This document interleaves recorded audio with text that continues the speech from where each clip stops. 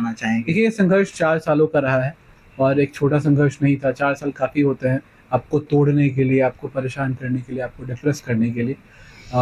तो बेहतर ये होगा कि आप उस प्रोसेस को जी लें और फिर एग्ज़ाम क्रैक कर लें, और ये 4 साल आप, मुझे लगता है कि मुझे बनाने में ये 4 साल बहुत इम्पोर्टेंट रोल बहुत अदा सारे करते जो हैं। हम लोग जैसे जेन्युइन स्टूडेंट होते हैं या जैसे नॉर्मल स्टूडेंट, तो उसको लगता है कि 1 साल नहीं हुआ छोड़ दिया जाए, उतार-चढ़ाव आते हैं, बस घर के ताने, फिर ज़िम्मेदारी और पैसे की दिक्कतें, फाइनेंशियल दिक्कत आते हैं। तो आपके भी मन में ऐसा कुछ आता था कि छोड़ दे बस हो जाए, 4 साल मतलब काफ़ी टाइम होते हैं। देखिए, मैं बिल्कुल ये नहीं कहूँगा कि उन दिक्कतों में कुछ ज़्यादा ऐसे प्रॉब्लम था जिसको लेके मुझे रोना चाहिए। दिक्कतों पे रो के क्या होगा कि आप उसके साथ और ज़्यादा उलझ के रह जाएँगे। वही दिक्कत आपको धक्का मार के कुछ बनाने की कोशिश कर रहे हैं, तो धक्का खा के बन जाइए आप। क्योंकि मैं अपनी किसी भी प्रॉब्लम्स को ये नहीं कहूँगा कि वो प्रॉब्लम्स नहीं होने चाहिए थे या उनसे बहुत दुःख हुआ। मैं ये कहूँगा कि वो सारे प्रॉब्लम्स ही मुझे आज यहाँ पे बिठा के लाए हैं। तो बेहतर है कि मैं उन सारे प्रॉब्लम्स का शुक्रिया अदा करना चाहता हूँ। अच्छा, जब आपके मन में पढ़ने का मन नहीं होता तो कोई कोटेशन याद आता होगा, कुछ ऐसा क्या आपको मोटिवेट, जैसे जैसे गिरना फिर उठना, ऐसा कुछ आपके शब्दों हैं या कोई विचार है या कोई ऐसा इंसान आपके जीवन में? तो देखिए, अब कोई कोटेशन तो ऐसा सच नहीं था, पर अगर आप मुझे बोलेंगे तो रामायण की चौपाई है, प्रभु नगर कीजिए सब काजा। जी, सुना दिया है कि रामचरितमानस की कि प्रभु नगर कीजिए सब काजा, हे धरा कौशलपुर राजा, ग्रह सुधारि पुकारे मिताई, गोपद सिंधुवर न सतलाई। तो ये चीज़ आप जब भी ऐसे पढ़ते हैं तो लगता है कि श्री राम आपके साथ है, प्रभु श्री राम आपके साथ है। तो ये चीज़ जो है वो मुझे हर बार लगता था कि संबल प्रदान कर रही है पूरे प्रोसेस में। तो कोई ऐसे दूसरा कोट नहीं था, यही एक चीज़ थी जो याद रहती तो थी। आपका क्या डेली रूटीन, रात में, दिन में क्या डेली रूटीन रहता था सर पढ़ने का? देखिए, 3 से 4 स्लॉट में मैं पढ़ाई करता था। सुबह 9 बजे टेबल पे बैठ गए तो बैठ गए, 9 से 12 पढ़ा, फिर 2 से 5 पढ़ा, बीच-बीच में जो गैप्स आ रहे हैं उसमें मस्ती भी की। 2 से 5, फिर 8 से 11 पढ़ा, फिर उस तरीके से अगर टाइम मिल गया तो 1 बजे तक एक्सटेंड किए, फिर सो गए आराम से, 7 बजे के आस-पास उठते थे। जी। सर, आपने कैसे तैयारी की है, थोड़ा-सा बताइए बच्चे को? कि बच्चे सोच रहे हैं कि हम कोचिंग लें या नहीं लें, या आप कब से एडिटोरिया से जुड़े हुए हैं? क्या-क्या थोड़ा-सा उसके बारे में भी बताइए, क्योंकि बहुत सारे बच्चे को यही जो बिगिनर है उसको डाउट होता है कि मैं करूँ तो करूँ क्या? देखिए, प्रीलिम्स के टाइम पे मैंने मेजरली अपनी तैयारी अकेले ही करी थी। लेकिन उस टाइम पे मैं एडुटेरिया की तथ्य संग्रह जो किताब आती है जी। बिहार स्पेशल की, और जो मैगज़ीन आता है उसे मैं फ्रीक्वेंटली यूज़ करता रहा हूँ अपने सारे अटेम्प्ट्स में। और उसके अलावा अगर आप देखेंगे तो मैं मेंस के टाइम पे एडुटेरिया से कंप्लीटली जुड़ गया। जी। जब रविकांत सर, शत्रुघ्न भैया वगैरह इन लोगों के साथ में बैठता था और अपने पेपर्स को एनालाइज़ करवाता था, क्या गलतियाँ कर रहा हूँ, क्या सही कर रहा हूँ। मेंटर्स मुझे बताते थे, और यहाँ पे जो क्लासेस लगती थी उनको मैं देखता था कि कुछ-कुछ चीज़ें ऐसे को लेके इन लोगों ने मास्टर क्लास लगाई थी, वो भी देखा था मैंने। तो ये सारी चीज़ें मुझे काफ़ी मददगार साबित हुईं। फिर इंटरव्यू तो मैंने एक ही एडिटोरिया का दिया है और उस इंटरव्यू में मैंने अच्छा परफ़ॉर्म नहीं किया था। उसके बाद मैंने जाके जो गलतियाँ मैंने वहाँ से सीखी, गलतियों पे मैंने काम किया, फिर जाके मैं फाइनल इंटरव्यू में अच्छा परफ़ॉर्म कर पाया। अच्छा। सर, इस सफलता और असफलता के दौर में फ्रेंड और जो फैमिली होता है, कितना इम्पोर्टेंट होते हैं थोड़ा-सा? देखिए, बहुत फ्रेंड, सारे बच्चे के होते हैं, बहुत सारे सर्कल बन जाते हैं फ्रेंड का, बहुत सारे। उसको वो निकाल ही नहीं पाते कि उसके काम का कौन-सा फ्रेंड है और नहीं काम का कौन-सा फ्रेंड है। तो आप थोड़ा-सा बताना, क्योंकि आप एक टॉपर हैं, तो आपकी बात हर बच्चा सुनना भी चाह रहे हैं कि देखिए, मैं ये नहीं कहूँगा कि दोस्त इम्पोर्टेंट नहीं होते, और मैं ये भी नहीं कहूँगा कि फैमिली का रोल कम होता है। फैमिली का रोल बहुत ज़्यादा होता है, दोस्तों का रोल बहुत ज़्यादा होता है। मेरे केस में फैमिली का रोल ज़्यादा रहा है, दोस्तों का रोल थोड़ा कम रहा है, क्योंकि मेरे दोस्त बहुत कम रहे हैं। हुँ। इस प्रोसेस में बहुत सारे लोग छूटते चले गए रास्ते में, तो फिर मैंने दोस्तियाँ कम कर दी। लेकिन हाँ, परिवार, जो मेरे पिताजी, मेरे बड़े भाई, छोटे भाई हैं, इन लोगों ने इस तरीके से सपोर्ट किया कि मैं आपके सामने आज इंटरव्यू दे रहा हूँ। तो अपना सफलता का श्रेय किसको देना चाहेंगे सर? ऑफ कोर्स, मेरी माताजी, मेरे पिताजी, मेरे बड़े भाई, मेरे छोटे भाई, ये लोग जो हैं ये बहुत इम्पोर्टेंट रहे हैं। अच्छा, कब आपने सोचे थे कि हमें आईएएस बनना है या एसडीएम बनना है? कब, मतलब ऐसा विचार कहाँ से, मतलब घर वाले बताए थे या कहीं से आपने? दिल्ली यूनिवर्सिटी एक ऐसी जगह है जहाँ आपको बहुत ज़्यादा एक्सपोज़र मिलता है चीज़ों को लेके। तो मैं रामदास कॉलेज डीयू का छात्र रहा हूँ, तो मैंने हर चीज़ को बहुत ही करीब से देखा है डीयू में रह के। तो यहीं से वो बीजारोपण, एक ख्वाब का जी। बीजारोपण यहीं पे हुआ था। और फिर 2021 में जब मैंने पास आउट किया था तो 22 से मैंने इस चीज़ को शुरू करी थी। आपने पहले यूपीएससी में आपने सिलेक्शन लिए, सर उसमें क्या रहा? कब से उसका क्या-क्या किया आपने? कितने मेंस? यूपीएससी के सेंट्रल आर्म्ड पुलिस फोर्सेस में मुझे असिस्टेंट कमांडेंट के तौर पर रैंक 57 आई थी पूरे भारत में। तो उस टाइम पे काफ़ी उत्साह थी, बहुत सारी चीज़ें थी, और यूपीएससी सीएससी जो कि सिविल जी। सर्विसेज एग्जामिनेशन होता है, उसके मैंने मेंस लिखे, पर मेरा मेंस हुआ नहीं। पर उसके बाद बीपीएससी के मैंने चीज़ें लिखनी शुरू की, तो फाइनली भगवान की दया से मैं रैंक 2 हूँ। लेकिन मैं ये कहूँगा कि ये जो प्रोसेस है, ये बहुत ही खूबसूरत प्रोसेस है, जो आपको एक ख़ास जगह ज़रूर लेके जाती है। आपका एग्ज़ाम निकले या ना निकले, पर आप एक समझदार व्यक्तित्व ज़रूर बनते हैं।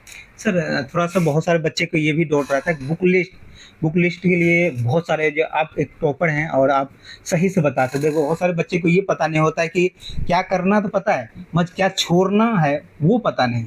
छोड़ना इस फ़ील्ड में बहुत ही ज़रूरी होता है। क्योंकि इंसान को बहुत सारी ये भी अच्छा लग रहा है, ये भी अच्छा लग रहा है, सब इकट्ठा कर लेता है। आप थोड़ा-सा बता देते बच्चे को तो क्योंकि आप बिहार की पृष्ठभूमि से हैं, बिहार से हैं, तो बहुत सारे बच्चे वहाँ होते हैं कि गरीब पृष्ठभूमि से आते हैं, गरीब प्रकार से। कोई गेहूँ बेच के आ रहे हैं, कोई खेत बेच के आ रहे हैं, मतलब कैसे-कैसे परिस्थिति से आते हैं। तो उसको थोड़ा-सा मिल जाता हेल्प तो देखिए, आपकी इस बात से मैं बिल्कुल ताल्लुक़ रखता हूँ कि बहुत कुछ छोड़ना ज़्यादा ज़रूरी है।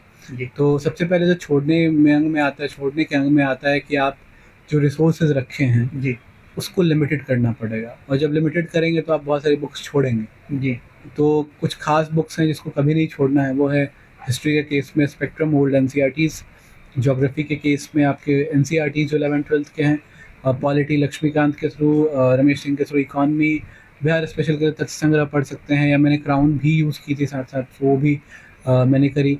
उसके अलावा अगर आप देखेंगे तो आपके पास करंट अफेयर्स के मैगज़ीन है, तो मैं 2-3 कोचिंग के मैगज़ीन पढ़ लिया करता था।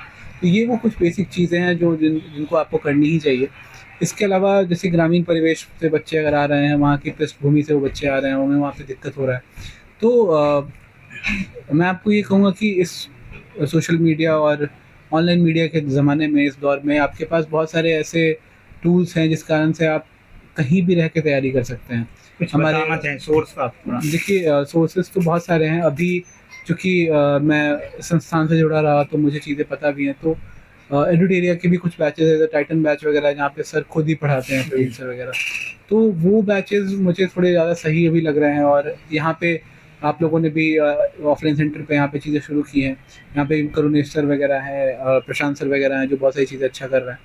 तो आप इन दोनों जगह पे आ सकते हैं और ट्रस्ट कर सकते हैं। लेकिन इसके अलावा अगर आपको खुद से भी तैयारी करनी है, तो बहुत सारे यूट्यूब चैनल्स हैं जो फ्री में तैयारी करा रहे हैं। इवन एडिटेरिया के भी बहुत सारे जो कंटेंट है, वो अभी भी फ्री में अवेलेबल हैं।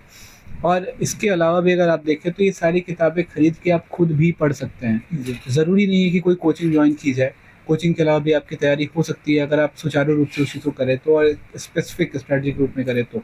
हिस्ट्री के लिए कुछ बताना चाहिए। बच्चे को बहुत कन्फ्यूज़ रहता है कि हिस्ट्री हम कहाँ से करें? क्योंकि बहुत सारे बच्चे बोलते हैं 30 नंबर की हिस्ट्री आ रहा है मैं पीटी में, तो उसके लिए थोड़ा-सा हिस्ट्री का क्या है साइंस और हिस्ट्री। कि साइंस में हिस्ट्री का क्या है, साइंस में आपको बेसिक एनसीईआरटीज़ पहले पढ़े होने चाहिए, उसके बाद आपके मैराथन्स होने चाहिए, आपका नोट्स बन जाना चाहिए, उसके बाद आप पीवाईक्यू सॉल्व कीजिए, और कुछ जो भी चीज़ें आपको गलत सही दिख रहा है मार्केट में, या टेस्ट और आप सॉल्व कर रहे हैं, उस टेस्ट से जो भी गलतियाँ आप कर रहे हैं उसको ऐड कीजिए, तो आपका नोट्स कंसोलिडेट हो जाएगा। फिर ये सॉल्व करते करते आपके पास एक 40-50 पेज का नोट्स बचेगा, जिसको आपको बार बार रिवाइज करना है। ऐसे ही करके साइंस, और ऐसे ही करके आप हिस्ट्री और बाकी सब्जेक्ट बिहार स्पेशल भी कर सकते सर हैं। प्रीवियस ईयर के क्वेश्चन कितने ईयर के लगाना चाहिए बच्चे को? प्रीवियस ईयर से क्वेश्चन अगर आप मुझसे पूछेंगे, तो मैंने तो लगभग 39-40 से लगा रखी है। इतना? तो मुझे मुझे मज़ा आता था प्रीवियस ईयर क्वेश्चन सॉल्व करने में, लेकिन फिर भी पिछले 10 साल का लगाएं तो ज़्यादा अच्छा है। अच्छा। अच्छा चैट जीपीटी की दुनिया चल रहा है हाँ। टाइम, तो आपने चैट जीपीटी के उपयोग किए थे? कैसे किए थे? चैट जीपीटी की दुनिया में मुझे ऐसा लगता है कि चैट जीपीटी आपके मेंस के लिए हेल्पफुल हो सकता है, जहाँ पे आपको कुछ कंटेंट अगर चाहिए, उस पे आपको बहुत ही अच्छा कंसोलिडेटेड कंटेंट नहीं मिला, कंसोलिडेटेड कंटेंट, तो आप वहाँ पे चैट जीपीटी, जेमिनाई हो या फिर डीप सीक हो, या कोई भी चीज़ हो, आप उसको यूज़ कर सकते हैं। अच्छा पीटी के लिए अभी नहीं है उतना। पीटी के लिए आपको चीज़ें याद ही करनी है, वो सारी चीज़ें आपके नोट्स में अवेलेबल हैं, तो आप याद कर सकते हैं। अच्छा। अच्छा बहुत सारे बच्चे जो तैयारी तो करते हैं, पीटी तैयारी करते रहते हैं, मेंस का तैयारी नहीं कर पाते हैं या उसको डर लगता है, उसको कब से आंसर राइटिंग शुरू कर देना चाहिए बच्चे को? आपने कब से शुरू कर दिए थे? ठीक है, अगर आपने चूँकि मैंने तो प्रीलिम्स के जब प्रीलिम्स मुझे ऐसा लगा कि मैं बहुत प्रिपेयर्ड हो चुका हूँ प्रीलिम्स को लेके, तब मैंने मेंस की पढ़ाई शुरू कर दी थी, और फिर प्रीलिम्स क्लियर हो गया तो उसके बाद मेंस की और विगरस पढ़ाई शुरू कर दी। लेकिन अगर आपको लगता है कि आपने एक बार पूरा सिलेबस कंप्लीट कर लिया है, तो आप मेंस के क्वेश्चंस पीवाईक्यूज उठा के सॉल्व करना चालू कीजिए, तो आपका एक लिमिटेड टाइम अप्रोच में चीज़ें थोड़ी जल्दी कंप्लीट हो जाएँगी, और उसके बाद आप मेंस को भी लिखना शुरू कर सकते हैं अगर आपका प्रीलिम्स निकल जाए तो। अच्छा, अभी बहुत कम टाइम बचा है पीटी के लिए सर, कुछ आप बताना चाहेंगे? जैसे होता है कि एलिमिनेशन मेथड या और भी कुछ है जो तुक्का मारने का होता है, या आपने जो यूज किए हैं, क्योंकि बहुत कम टाइम बचा है और बच्चा जानना चाह रहे हैं सेकंड पेपर से कि क्या राज है, थोड़ा सा पीटी पास करने का थोड़ा सा राज बता दीजिए। देखिए बीपीएससी का पीटी हो या यूपीएससी का पीटी हो, दिक्कत ये है कि आप सब सोचते हैं कि कोई एक खास पैटर्न मिल जाए उससे सॉल्व हो जाएगा। ऐसा होता नहीं है।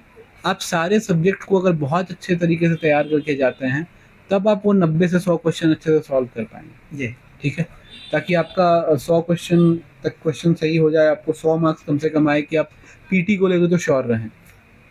उसके लिए तुक्का वगैरह बीपीएससी में बहुत काम नहीं करता। गेस वर्क भी इंटेलिजेंट गेस होता है कि ये 3 चीज़ें नहीं होंगी तो चौथा हो सकता है। अगर 3 चीज़ें बिल्कुल ही लिस्ट में नहीं है तो चौथी चीज़ हम लगा सकते हैं। कितने तुक्का, मतलब जैसे बहुत सारे बच्चे क्या करते हैं, उसका जितना सही हो रहा है उससे उतना गलत भी कर देते हैं, तो गलत कितना मतलब होना चाहिए? देखिए आपको पेपर सॉल्व करते करते एक स्वीट स्पॉट दिख जाएगा आपका कि आप अगर 140 क्वेश्चन सॉल्व करते हैं तो 30 निगेटिव होता है, 110 सही होता है। या फिर अगर आप 140 सॉल्व करते हैं तो 20 निगेटिव होता है, 120 सही होता है। तो मेरा जनरली था कि मैं 145 क्वेश्चन के आसपास करता था, मेरे 20-22 निगेटिव होते थे या समटाइम्स 30 भी निगेटिव हो जाते थे। 3 बार मैंने दिया है तो मुझे इसी हिसाब से निगेटिव्स हुए हैं। तो इस हिसाब से आप एक एम्पल लिमिट पे पहुंच जाते हैं जहाँ आप अच्छे से क्रॉस कर जाते हैं चीज़ों को। अच्छा, ये बहुत सारे बच्चे की ये भी डाउट रहता सर कि बस कि उसी टाइम जो टाइम पेपर में होते हैं उसी टाइम पर पेपर लगाना चाहिए कि अदर टाइम पेपर? नहीं, ऐसा ऐसा कुछ नहीं है। देखिए पेपर लगाने का कोई दिन मुहूर्त नहीं होता। आप अगर सॉल्व कर रहे हैं तो जब भी करें बहुत मन से सॉल्व करें। क्योंकि अगर आप टाइम निर्धारित करेंगे तो बहुत टाइम लग जाएगा। ये प्रोसेस ही इतना टाइम वाला है कि एक गलती प्रीलिम्स गया तो फिर 1.5-2 साल इंतज़ार कीजिए प्रीलिम्स के आने का। तो बहुत इंतज़ार नहीं करना है। अगर आपको लगता है सिलेबस आपका एक राउंड कंप्लीट हो गया है, पेपर्स वहीं देना चालू कर दें। ठीक है? लास्ट में आप क्या मैसेज देना चाहेंगे बच्चे को? Uh, guys commitment is necessity. Commitment आपकी बहुत ज़्यादा होनी चाहिए और उसके बाद कॉन्शियसनेस कि आप क्या पढ़ रहे हैं और क्या चीज़ें आपको वाकई में एग्ज़ाम के लिए ज़रूरी हैं और क्या छोड़ना है, जो आप जैसी आप बात कर रहे थे। ये दोनों चीज़ें अगर ये 2C का फॉर्मूला अपनाया जाए तो बेहतर होगा। सर आपके सफलता का क्या मंत्र है? कमिटमेंट अगेन, आपको लगता है कि आपका एग्ज़ाम छूट रहा है, आप चीज़ों को नहीं कर पा रहे हैं, फिर भी आप लगे हुए हैं, आपको परेशानी आ रही है, आप लगे हुए हैं, तकलीफ में है, लगे हुए हैं, उसके बाद आप वाकई में समझ के लगे हुए हैं क्या ज़रूरी है, तो शायद आप बेहतर हैं। सर आपका हॉबी क्या है? हॉबी सिंगिंग और पोइट्री बहुत ही जगव्याप्त हो चुकी है आजकल कि मैं गाना गाता हूँ और पोइट्री आप सुनाई भी दीजिए गाना नहीं, जो आपको सच अभी में। अभी के लिए माफ़ी, गला थोड़ा ख़राब है कुछ दिनों से, वरना मैं बिल्कुल सुनाता आपको। अच्छा, तो आप लोगों को जो भी कमेंट होगा आप कमेंट में बताइएगा, और भी जो भी बात होगा आपकी जो कमेंट होगा उसके अनुसार हम बात करेंगे सर से। सर का हमें जितना भी पता चलेगा डाउट आप लोग जो बताए थे कमेंट में, हमने सारा चीज़ पूछ लिए। और आप all the best, thank you so much, जय हिंद जय भारत।